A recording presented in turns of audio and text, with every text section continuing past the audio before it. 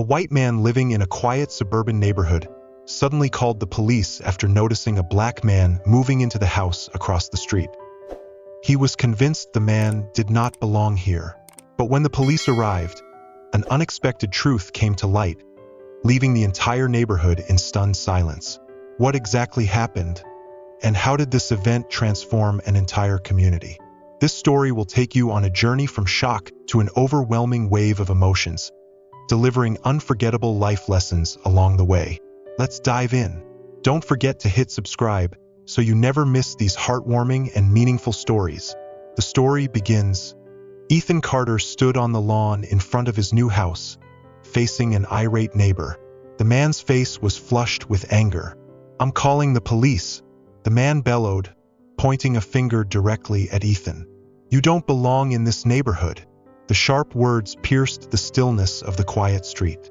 Ethan felt his heartbeat quicken, but he forced himself to remain calm.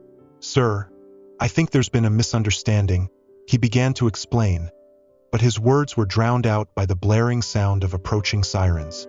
As the police car pulled up to the curb, Ethan straightened his posture, bracing himself for what was about to unfold. The tension in the air was palpable, and he knew this confrontation was far from over.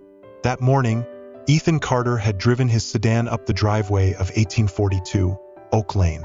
The car was packed with boxes, carrying with it his hopes and a touch of apprehension. As he glanced around at the meticulously maintained houses and neatly trimmed lawns, a mix of excitement and unease settled over him. Stepping out of the car, the crisp autumn air greeted him. The colonial-style house in front of him stood as a testament to the hard work and determination that had brought him here. Yet Ethan couldn't ignore the reality. He was likely one of the few black residents in a predominantly white neighborhood. He began unloading the boxes one by one. From the corner of his eye, he caught a flicker of movement from a nearby window. A face peeked out briefly before disappearing behind the curtain, leaving behind a familiar feeling of being scrutinized. Determined to make a good impression, Ethan continued his work. He recalled the demographic research he'd done before moving here. In neighborhoods like this, people of color made up less than 5% of the population. The creak of a door opening drew his attention. An older woman stepped out of the house across the street. Ethan smiled warmly and gave her a friendly wave. After a moment of hesitation, she responded with a slight nod. Throughout the afternoon, Ethan became increasingly aware of the stir his arrival was causing. Quiet whispers floated across manicured lawns, and curtains shifted ever so slightly as curious eyes watched from inside.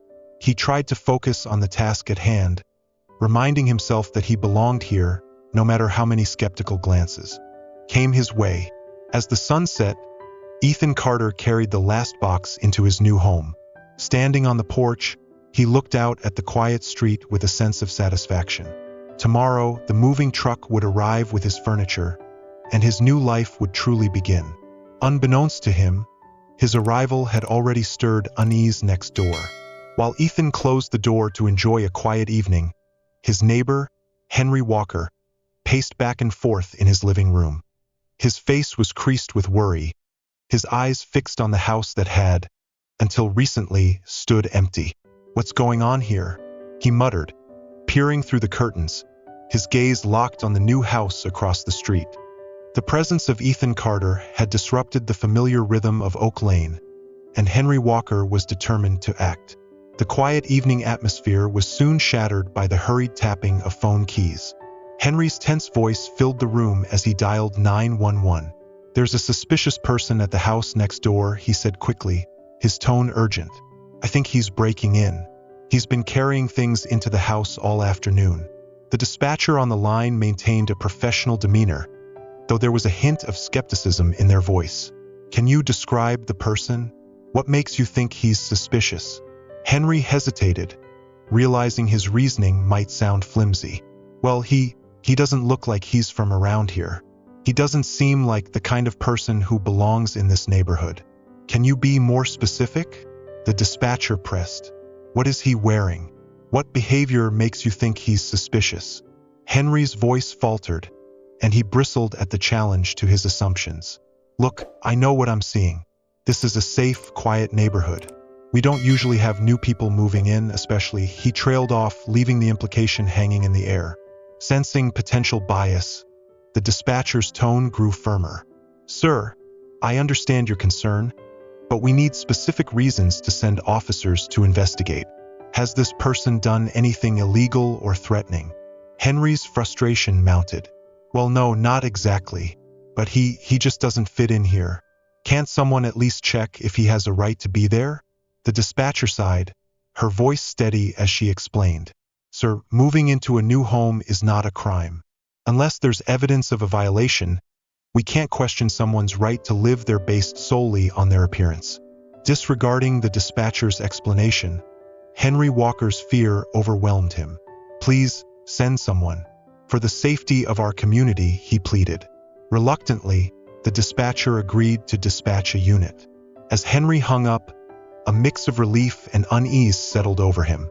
His eyes remained fixed on the window as a police car pulled up in front of the house across the street. Inside, Ethan Carter was unpacking a box in the kitchen when flashing lights spilled through the window, catching his attention. A heavy, familiar weight settled on his chest. Setting the box down, he took a deep breath and stepped onto the porch, bracing himself for what was to come. Clutching his ID tightly in one hand, Ethan watched as two officers approached. Their faces were a blend of caution and curiosity. Ethan stood tall, his posture calm, though a deep unease churned inside him. He stood on the neatly trimmed lawn, appearing composed but fully aware of the situation's gravity. A wave of heavy, familiar helplessness pressed against his chest. "Good evening, sir," the taller officer began, his hand resting lightly on his belt. "We received a call about suspicious activity. Do you mind if we ask you a few questions?" Ethan nodded, his voice steady. "Of course, officers. How can I help you? Can you tell us what you're doing here?" asked the shorter officer, his narrowed eyes scanning Ethan carefully. A weary sigh escaped Ethan's lips. "I live here. I just moved in today." The officers exchanged skeptical glances. Before they could respond, a loud noise erupted from the house next door. Henry Walker stormed out, his face flushed with anger and fear. "That's him, officers," Henry shouted, pointing an accusing finger at Ethan. "He doesn't belong here." Ethan felt his frustration rising, but he quickly took a deep breath to steady himself. "Sir," he said, locking eyes with Henry, his voice firm yet measured, "I understand your concerns, but I assure you, I live here. I'm your new neighbor." Henry sneered, his expression filled with doubt. "Then prove it." The two officers stood there, visibly uneasy, caught between their duty and an unfolding realization. Moving deliberately, Ethan Carter reached into his jacket pocket. "I'd be happy to clarify," he said, pulling out his wallet and retrieving his ID. "I think this should clear things up." The taller officer took the card. His eyes widened as he read the details. He glanced up at Ethan, then back down at the card, his expression a mix of disbelief and astonishment. You're Chief Carter?" he stammered. Ethan gave a small nod, a faint smile forming at the corner of his lips. "Yes, that's right. I'm the new police chief for this district. I officially start next week, but I wanted to get settled in first." The revelation struck like a thunderclap. The two officers immediately straightened their postures, their demeanor shifting entirely. Henry Walker stood frozen, his mouth agape, his face drained of color. I'm truly sorry, Chief," the shorter officer said, his voice thick with embarrassment. Ethan raised a hand to stop him, his expression softening. "It's all right. You were just doing your job. But I hope this serves as a reminder of the dangers of making assumptions." As the weight of the truth sank in, Ethan noticed the first flickers of change in their eyes. It was subtle, but it was there, a seed of understanding beginning to take root. And in that moment, Ethan knew his journey in this community was just beginning. A stunned silence blanketed the scene after Ethan's revelation. Neighbors who had gathered to witness the commotion stood motionless, their faces betraying conflicting emotions. Ethan took a deep breath, aware that the words he was about to say could shape the future of this community. "I understand this isn't the kind of introduction any of us expected," he began, his voice steady and resonant. He glanced around, meeting their gazes one by one. Some people lowered their heads, avoiding his eyes, while others held his gaze, their expressions a mixture of surprise and contemplation. Standing among the crowd, Ethan Carter scanned the faces before him, each bearing a unique blend of shame and curiosity. His voice, deep and calm, carried through the quiet street as he spoke with deliberate care. "I want to share a brief story about my experiences with racial prejudice," Ethan began. His words painted a vivid picture of the constant vigilance he had to maintain in a world that so often looked at him with suspicion. As Ethan spoke, the atmosphere began to shift. The initial tension gave way to something more complex, a growing awareness of their shared humanity. At the edge of the crowd stood Henry Walker, the neighbor who had called the police. He was silent, his face a canvas of conflicting emotions. Ethan could see the struggle in Henry's eyes, caught between deeply ingrained biases and the undeniable reality standing before him. "I'm here to build a community where everyone feels safe and respected," Ethan continued, his gaze sweeping across the crowd. He shared his vision for implementing community policies rooted in open dialogue and mutual understanding. When Ethan spoke about fostering neighborhood connections and implementing bias training, the reactions were mixed. Some nodded in agreement, their expressions softening, while others shifted uncomfortably, clearly wrestling with their own feelings. "Change is never easy," Ethan acknowledged, his tone gentle yet resolute. "But it is necessary, and it starts with each of us." The silence that followed was heavy with potential, as if the community stood at the threshold of transformation. Ethan turned toward Henry Walker. "Mr. Walker," he called, his voice calm yet sincere, extending his hand. "I want you to be part of the solution. Your perspective matters in creating a neighborhood that's safe and inclusive for everyone." Henry hesitated, his gaze flickering between Ethan's outstretched hand and the expectant faces of the neighbors around him. After what felt like an eternity, he stepped forward and clasped Ethan's hand. The handshake was brief but firm, a small, yet deeply meaningful gesture toward understanding. As the crowd began to disperse, Ethan felt the weight of the moment. This incident had the potential to ignite real change. But he knew the true challenge would come in the days and months ahead, as they worked together to turn this painful experience into an opportunity for growth and progress. After that fateful evening, Oak Lane and its surrounding neighborhood began a quiet transformation. Ethan Carter's appointment as police chief sparked conversations that many had long avoided. At the police station, officers confronted their own biases, some embracing change, while others resisted it. Community meetings, once sparsely attended, now buzzed with residents eager to share their concerns and hopes. Ethan watched these changes with a mix of pride and caution. Every small victory, a neighbor's genuine smile or the easing of unfounded suspicions, served as a sign of progress. Calls and feedback from the community only strengthened Ethan Carter's resolve, but he understood the challenges ahead. Old habits and deeply rooted prejudices were hard to dismantle, and not everyone welcomed the evolving dynamics of the neighborhood.